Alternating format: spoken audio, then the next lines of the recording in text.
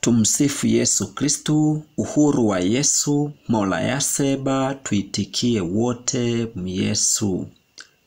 Roho Mtakatifu wa Yesu ananena na ulimwengu.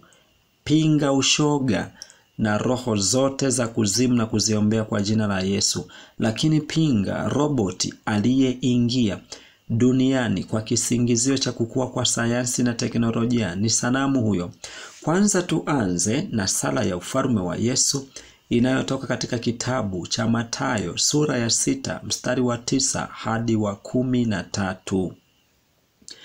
Baba yetu uliye mbinguni, jina lako litukuzwe, ufalme wako uje, mapenzi yako yatimizwe hapa duniani kama huko mbinguni.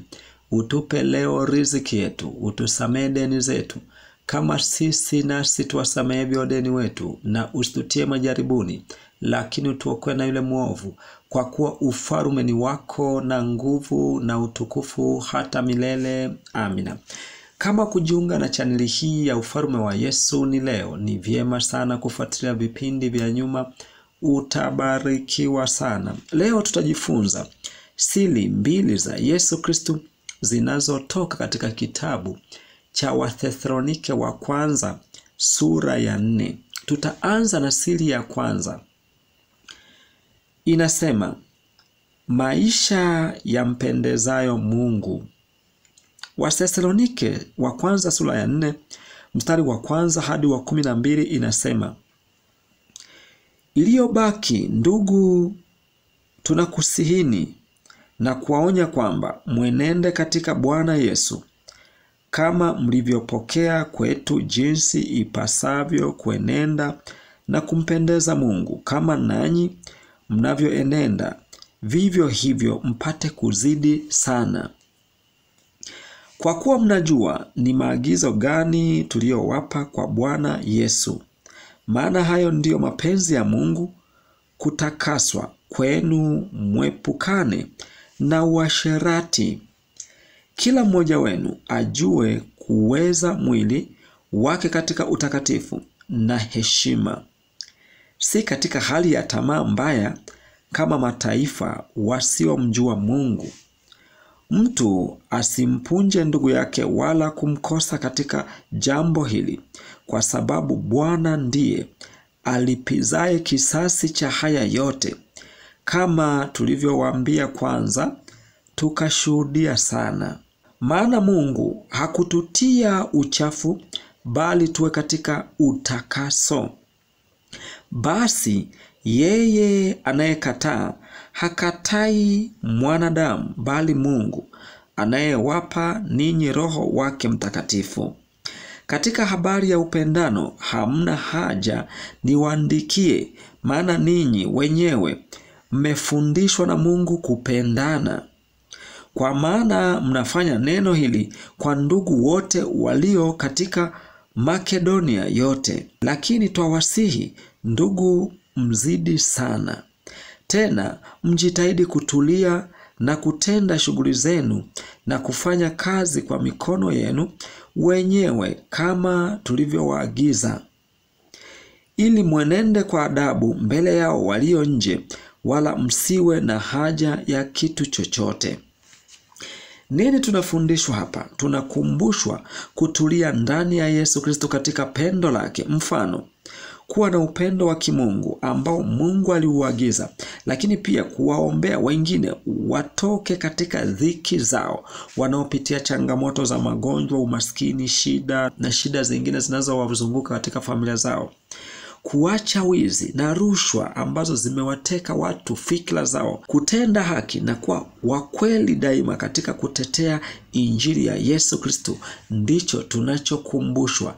Tukae katika imani ya Yesu Kristo, tukisimama katika upande wa Yesu Kristo kama yeye alivyosimama mpaka akatuokoa. Siri ya pili, kuja kwa Yesu. Wathesalonike wa kwanza sura ya 4 mstari wa 13 hadi 18 inasema, lakini ndugu, hatutaki msijue habari zao waliolala mauti, msije mkahuzunika kama na wengine wasio na matumaini.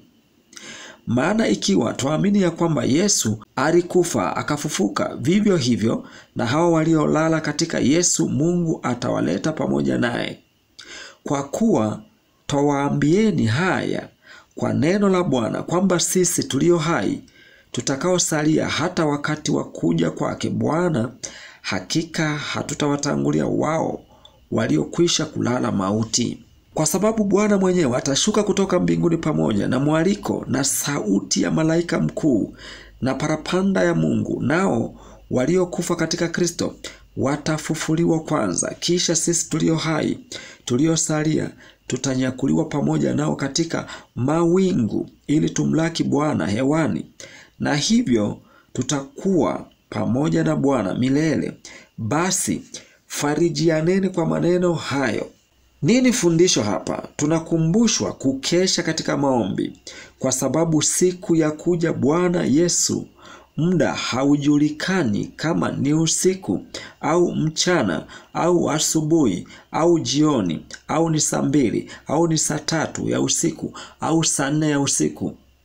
Mfano, kuna mtu mmoja alibahatika kujua siri ya siku na tarehe ya kufa kwake, na mnyama akamuona katika maono atakaye muua, ila saa na wakati kwamba ni majira gani hakujua.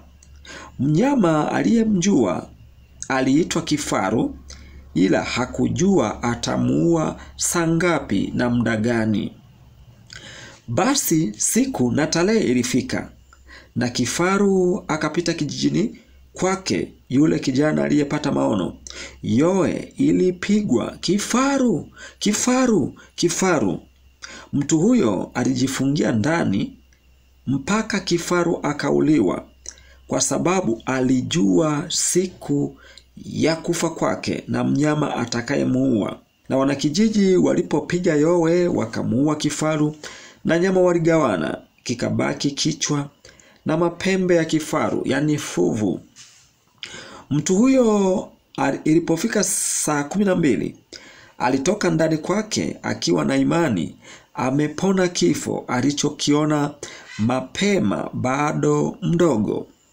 Akaenda kwenye tukio kuona kichwa na huyo kifaru aliyebaki fuvu na pembe, ili ashuhudie ni wapi amefariki. Akiwa katika kushangaa, fuvu la kifaru huyo na mapembe yaliyobaki baada ya nyama wanakijiji kugawana, alijikwaa kwenye jiwe dogo kabisa lililokuwa pembeni mwa fuvu la kifaru huyo, akachomwa pembe, akafa siku hiyo hiyo aliyoiona katika maono.